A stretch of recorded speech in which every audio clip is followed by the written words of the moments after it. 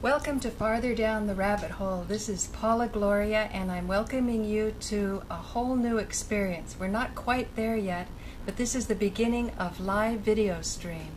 What we're going to do at 12 noon, Monday through Friday, is connect with you, the viewer. And it can be either for my show, Farther Down the Rabbit Hole, which will end at noon, Monday through Friday, or I'll be having other producers from Manhattan Neighborhood Network whose work I've greatly admired. And probably I will synchronize it so that when I have those people as guests here to take your calls, I will have played their show on that particular day. So what you should do is check the website, rabbitholecentraldottv, in order to get the schedule and know who to expect and when you want to call in. So Joe Friendly was supposed to join me today, and we were going to be talking about the birthday factor. And if he buzzes in, then we'll just sort of take a break to get Joe settled, and we'll talk about the significance of the birthday factor. And that means what day you were born. Well, I'm just kind of looking at my switcher here because it seems as though my signal is fluctuating, but when I look at it, it doesn't do it as much.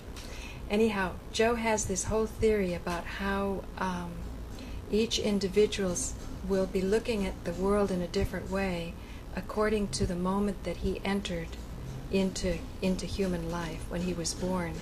And it has to do with where the sun was, because the sun giving so much light will affect. And there he is, Joe Friendly himself. We're actually starting. So Joe, you can just pick up your mic here. It's happening. We're on camera. Yeah, here, you can undo that, and I'll set the camera better. Just stand right there? Yeah. Take your shoes off. Yeah. You can keep your shoes on. Whoops, here. That was the phone. That's a phone. We might be getting calls. All right. I'll set the camera.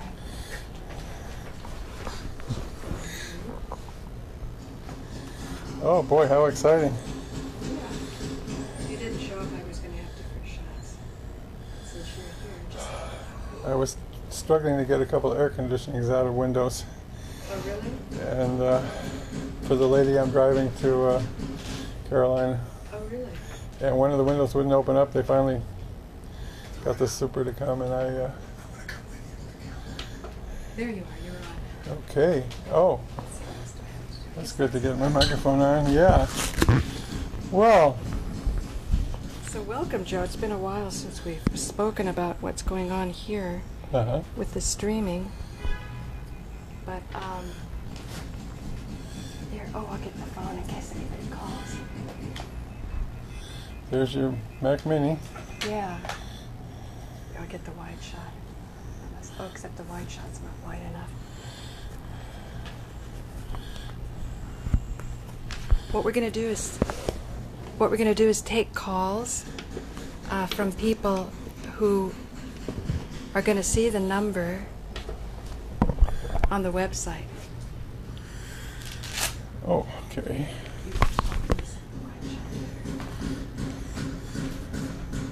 Meanwhile, I brought the Independent Media Center Journal on climate change. Let's get right into that. Unless you want to do birthday. No, I thought it was good.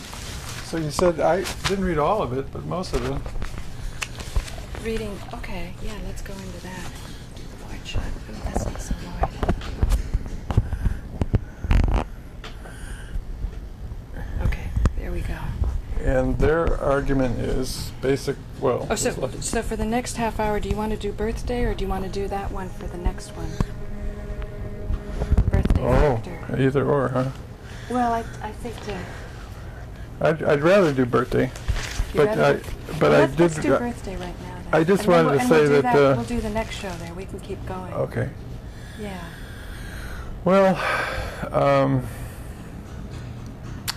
I was watching on the broadcast networks, the commercial networks. Some guy has the largest free dating service called Plenty of Fish. And although it's free, they said he received a check of $1 million from the advertisers who use his site for their purposes. And he... So you log on to Plenty of Fish if you want to find a fish that's suitable for you, and you got plenty to choose from. Right, and he has algorithms for matching. Uh-huh. And he said he's going to publish those in a book. One of the things he mentioned on the air was that women who say they want a sane, responsible guy who click on all the opposite kind of guys, he takes note of that and says, I know who you really want. How about the ads that they click on, or the products they want? Maybe you could, do that. All they need is the data from the people who watch how we consume.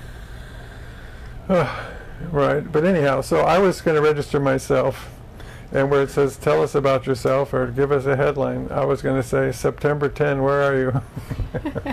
Which is my dad's birthday, by the way, ladies and gentlemen. Oh, no, that explains a little more. Right now, even though the streaming's not happening, we've got the website up, Victor?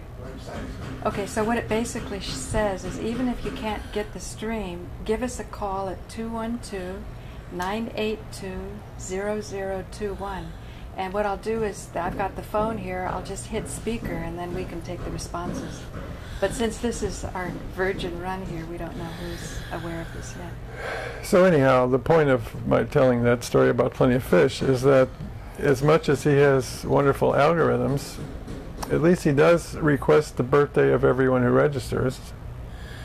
So it would be a simple matter if he realized it was important to hook people up according to birthdays. And what I am pretty solid about is that the key to soulmate is 6 months apart for everybody, just about. I don't know any exceptions. There could be, I haven't tried out every single combination and, interviewed them at length and all that. But you mean people who are married and they're 6 months apart, they're happily married and they don't get divorced?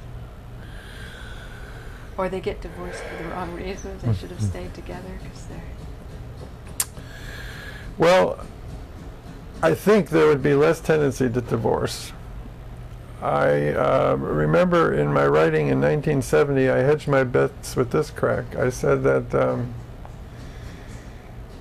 that it is such a jolt to meet somebody who you resonate with that boing, you just say, I'm going to get married right away. Whereas maybe if you got over that shock and shopped around and found just the right one who was 6 months from your birthday, that would be better. And I go further and say, if you had... go boing. Yeah. But don't you think all of that, do you know that logic would make the boing factor go away? Because in the back of your mind you'd be thinking, oh, this is going to work, and then doesn't that kind of take away the spontaneity of it? Well, it remains to be worked out how exactly to deal with this phenomenon. Like if we had one person, let's say a December 22nd person in a room with 100 male June 22nds, and which one should I pick? Okay, everyone, tell me why you're wonderful enough for me to pick you.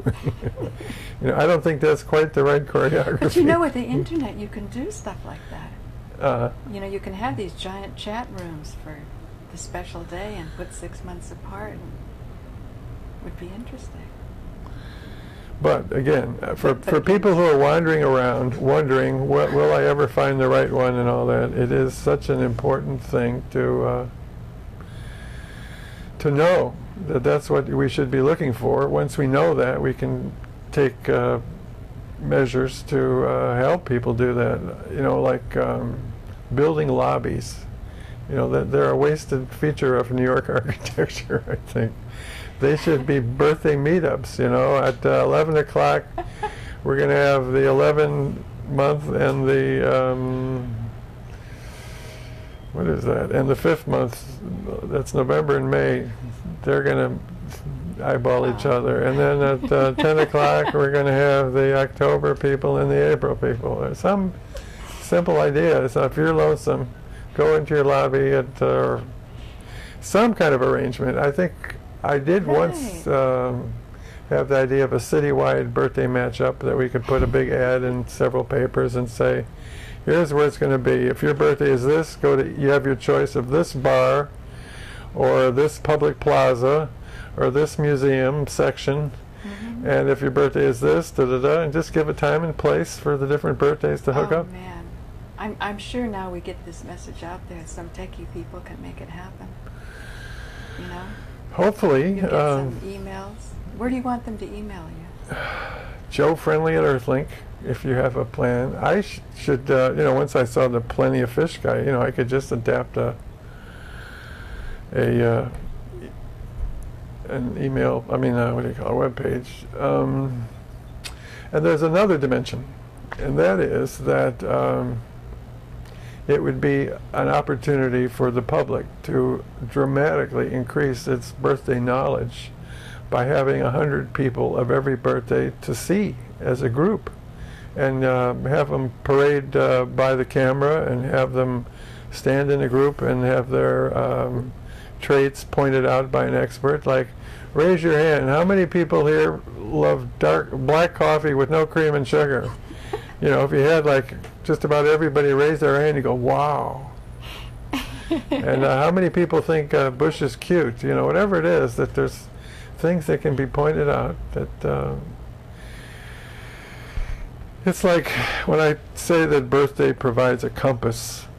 Each little notch on the compass is the public's awareness of what the traits are of that birthday. So once we as a whole people learn the traits, then life would be a lot simpler in our meetings, that we'd have a better sense of who to listen to when. Like typically when you have a meeting, somebody has to make the call who to call on next to talk. And it used to be, you know, how urgently somebody raised their hand, ooh, call on me kind of thing, or who raised their hand first. Now, is it who raised their hand first such an important piece of the puzzle? I don't think so. I think we basically, if we knew the birthdays of everybody, we knew the birthday of who just talked, then we could have a better sense of how the discussion could progress, so that there could actually be a resolution in which ultimately the best ideas were explored and considered. And can you explain that, since it's June 20th and the sun is at its fullest, maybe tomorrow, that we're around the solstice, who talks first, who talks second? How are they shaped in such a way that this should be factored in a way so that you have harmony for the overall decision making and group togetherness and society moving forwardness and all that? Well, the first... I know you feel people who don't have much sunlight when they're born are handicapped in some way, right? I mean, go ahead and just speak it out. In the fullness of the sun at this time of year. Well, as far as the sun in a general term, that my argument is that we have evolved for 12 different versions of humanity, 12 different versions of our nervous system to develop its characteristic patterns of how they operate. So instead of saying one is better than another and more sun is better, in the course of a year everybody gets their helping of sun. The people who get some get a bigger helping than others, right?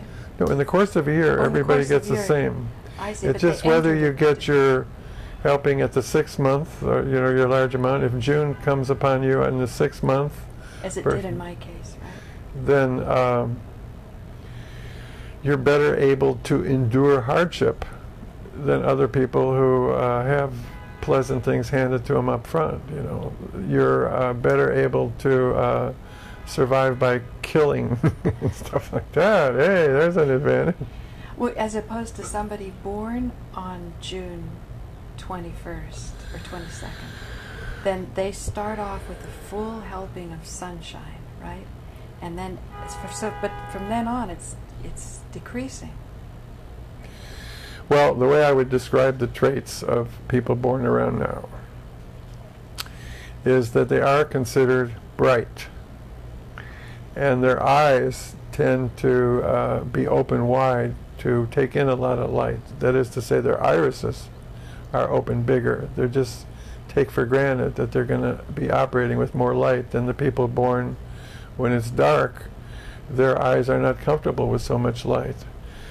The advantage of, well, the people who have their eyes closed tighter have a sharper acuity, and they're better able to shoot people and kill them. Well, I was thinking of the Sagittarius as the archer. So the archer obviously has good visual long-range abilities. Well, the archer would be just when the sun is at the least amount. Right. Like if I'm December 22nd, it's just when it's pulling out, when it's starting to ascend, so to speak. It's waxing, a waxing sun.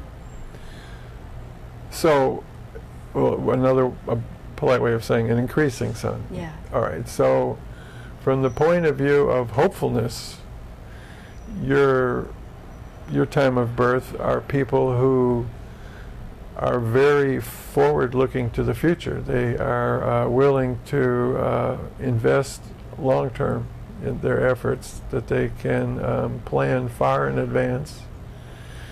The June people, I talk about, you were saying it's beginning to go down, and I describe them as riding the crest of the wave. They're on the top of the wave, and they feel an urgency to constantly stay on top. And they have learned to talk first, to speak up first, to get the advantage of that in defining situations. In the military, I give the June people the ranks of Gemini and, general. General. Geminis are the generals and Cancers are the colonels. So those are the two top ranks in the military. The June ones, Gemini is before the solstice, so it's just... right in between. It's just right when it's increasing. It's the height of the waxing, right?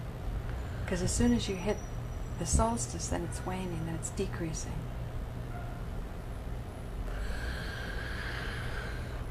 Well, my father was June 23rd, and I've taken an interest when I've come upon June 23rd people to check them out, you know.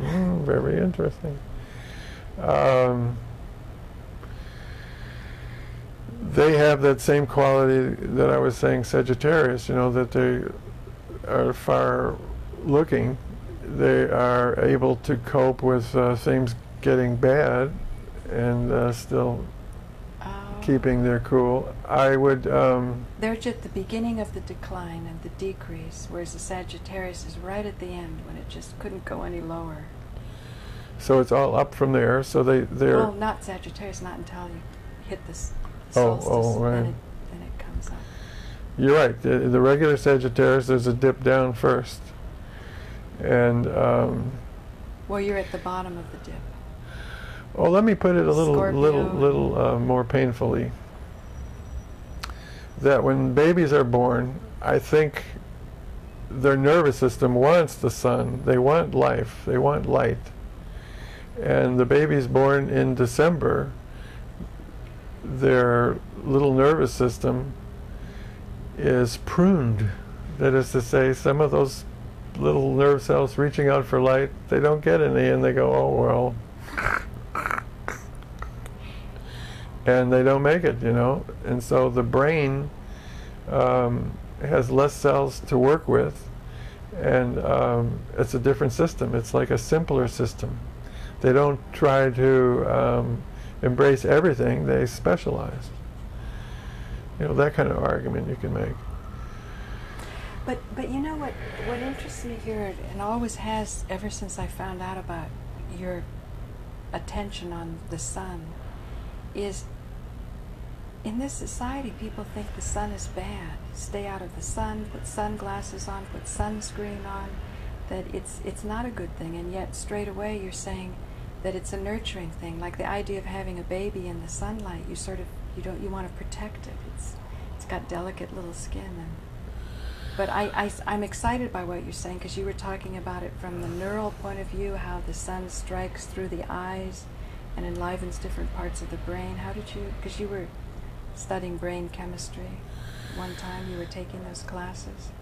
Yeah, I would argue that the nervous system has not been conquered as far as the people who are studying it. They still don't understand how it works, and the reason they don't is because they haven't taken into account the sun.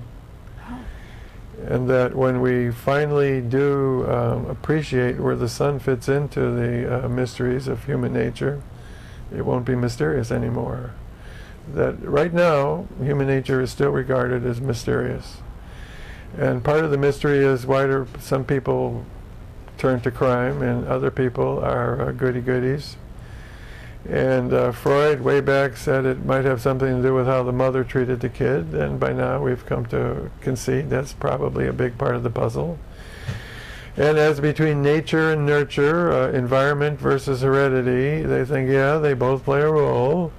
But as far as the sun being a leader of the environmental part of it, that's where they're in the dark. And my contribution to brain science is to say that each birthday, or each birthday group, but ultimately we can refine it to each birthday, is a different form of human nature.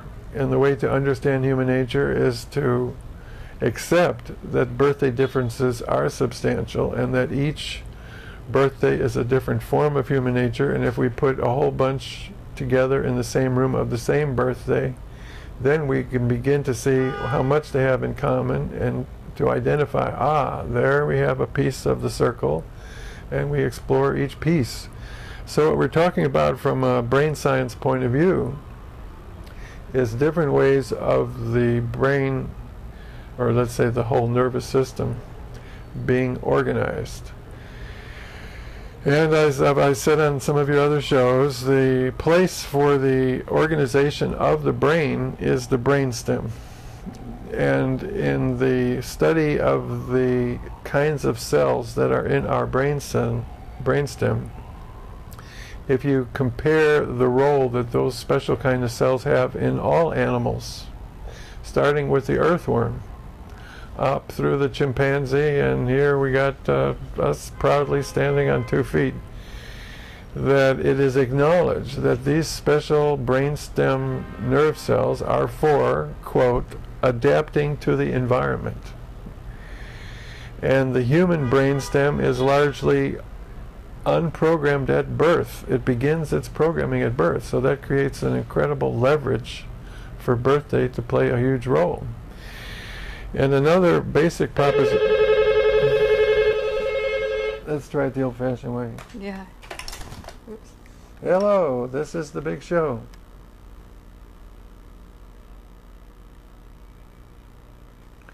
Well, thank you very, very much for for being so very, very...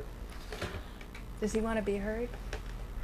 Yeah, I know. We have with us one of the world's most... I was going to... Hi, Harold Channer is on the phone, folks. Oh, and, really? Let's put Harold on. Let's stick him on. Here, you have to hang up so we can hear him. What is the deal with Rabbit Hole Central? Is it going out or something? Oh, Harold? Yes, dear. How are you? I'm calling as per instructions at Rabbit Hole Central. Oh, Harold, it's so exciting. You're making the first call. There you go. The stream we're still having some difficulty with. Verizon has different layers how they link things up. But so we're just talking to you as we normally would. Yes. We're not going out or anything. Yes, now, but we are taping the show. So You're taping it? Yeah, we're taping it. So you're Hello. gonna hear your call next week when I put it in and I meant in. Well, okay. I'm just calling as per instruction. Looking forward to next week. Great. Thanks so much, Harold. Okay, shall I sign off then and let others catch on? Yeah, thanks. And then Joe's on a roll explaining the birthday factor. Oh, absolutely. Go with it. Go with it. Thanks. Go with it. Go do Thanks. it. I was Thanks. just calling because I went to Rabbit Hole Central and it said call, so I did. And get back to it. No, Harold, and thanks a lot because Buckminster Fuller always had this idea of interactivity. Yeah, absolutely. Yeah. And Great. If it's Bucky, it's got to be good. Okay. Right. So Thank you. hang up and let Joe get back to his thing. And Thanks. We'll be in touch with you guys. Thanks okay? a lot, Harold. Bye. Okay. Bye-bye. Bye. Great. He was teasing. He said he called himself Interruptus. But keep going, Joe. I was saying that the brainstem is unprogrammed at birth, and the role of the brainstem, that's the important thing. The brainstem is the manager of the nervous system. all the different parts of the nervous system, which is to say your distributor, your carburetor, your pistons, or what do they have in the nervous system? You have the memory, you have the cerebellum, you have the light-sensitive parts,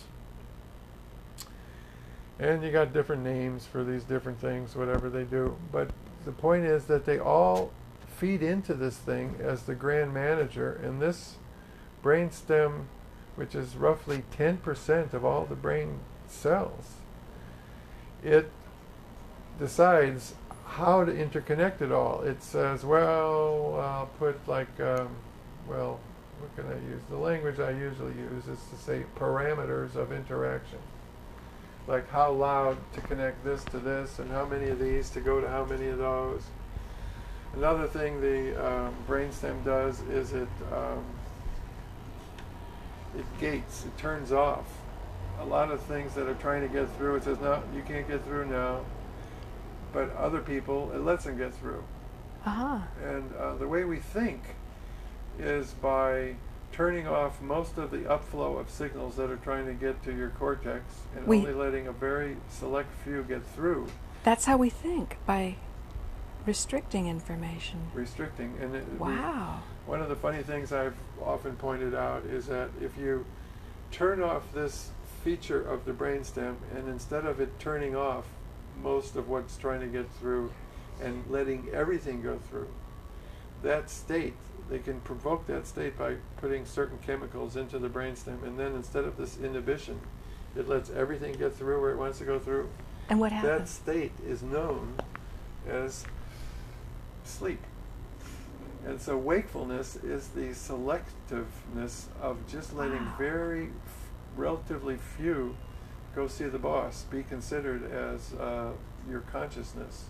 So consciousness is, if you can imagine a flashlight just poking at relatively small parts of the visual, or not the visual, the sensory field. So I think we're almost out of time here. Oh wow. So I just wanted to say thank you very much for joining us. I'm Paula, Gloria. This is Farther Down the Rabbit Hole, and we're going to continue on with part 2, possibly part 3 with Joe Friendly, because we're on a roll understanding what our consciousness is. It seems to be a function of the restriction of information, and yet we all know that the more knowledge we have, the better our life can be. So let's persist forward. Thanks for joining us. It's a matter of choice. Yeah. The brain is a chooser. Yeah, perfect. Okay, so let me get another tape in. Oh boy, now I get to wash my hands.